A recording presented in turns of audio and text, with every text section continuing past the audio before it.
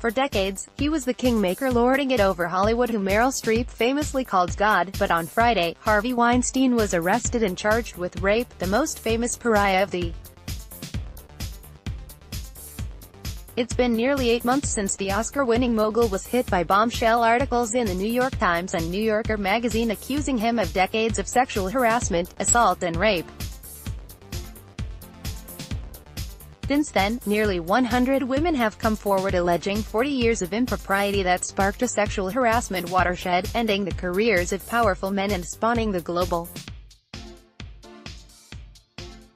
60s and 70s, when all the rules about behavior and workplaces were different. The 66-year-old said in a bizarre statement in October that apologized for yet appeared to justify his behavior. "That was the culture then," said Weinstein. While he denies any non-consensual activity, he disappeared from public life, surfacing occasionally from reported sex addiction treatment, his name toxic and his reputation destroyed. The one-time Democratic Party donor, who hobnobbed with Hillary Clinton and once had a personal fortune estimated at $150 million, was hit Friday for the first time by criminal charges, following an avalanche of civil lawsuits. He turned himself into a New York police station before being charged with first- and third-degree rape in 2013, seemingly in a Midtown Manhattan hotel, and a criminal sex act in the first degree in 2004. His lawyer Ben Brafman said the former Hollywood legend, who for decades provided box office and critically acclaimed hits, would plead not guilty. Bad behavior is not on trial in this case, Brafman told reporters. Terribly naive, Weinstein and his estranged wife, designer Georgina Chapman, arrive at the Oscars at Hollywood. Weinstein did not invent the casting couch in Hollywood, and to the extent that there is bad behavior in that industry, that is not what this is about. But whether or not he ever goes on trial or is criminally convicted, his career is over.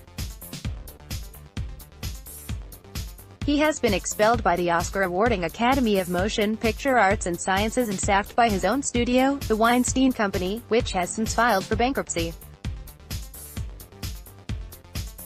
His British fashion designer wife is divorcing him, his homes are being sold, and he must now suffer the indignity of surrendering his passport and being fitted with a GBC monitor out on a $1 million cash bail. Salma Hayek, Gwyneth Paltrow and Angelina Jolie are among more than 24 actresses who say they were sexually harassed by the producer. "There was a part of me that was terribly naive," Georgina Chapman, his estranged wife and mother of two, told Vogue magazine recently. "I had what I thought was a very happy marriage. I loved my life," she said. Asked if she had ever been suspicious, Chapman replied, "Absolutely not.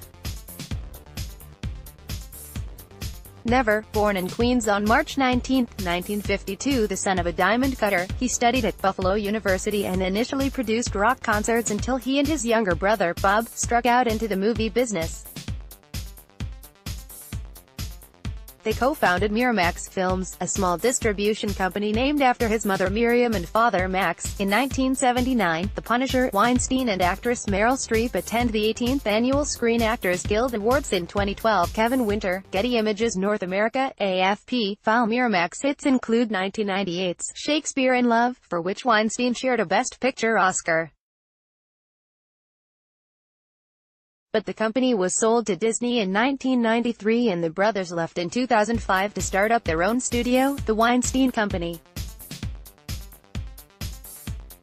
In February, New York's Attorney General, who has since resigned in his own cloud of abuse allegations, sued the brothers and studio for failing to protect employees from alleged sexual misconduct despite multiple complaints. Over the years, Weinstein's films received more than 300 Oscar nominations and 81 statuettes. The films he steered to Academy Awards glory include The Artist, The King's Speech, and The Iron Lady, which won Best Actress for Streep as former British Prime Minister Margaret Thatcher.